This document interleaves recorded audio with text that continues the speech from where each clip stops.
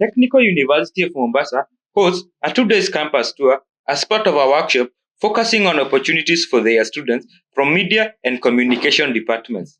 The tour, facilitated by African Uncensored Group, an independent investigative newsroom based in Nairobi, Kenya, that creates public interest production documentaries and investigative stories.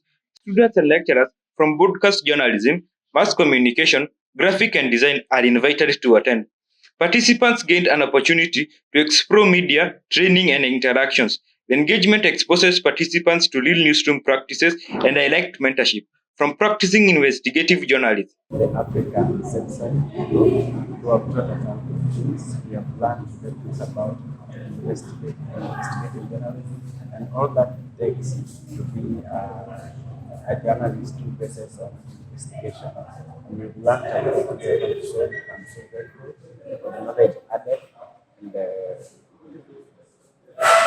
very fine thank you for the group, and we look forward to meeting more. The tour continues tomorrow with more activities and sessions introducing students to the real media field. Buda Kamau reporting for BBJ TV.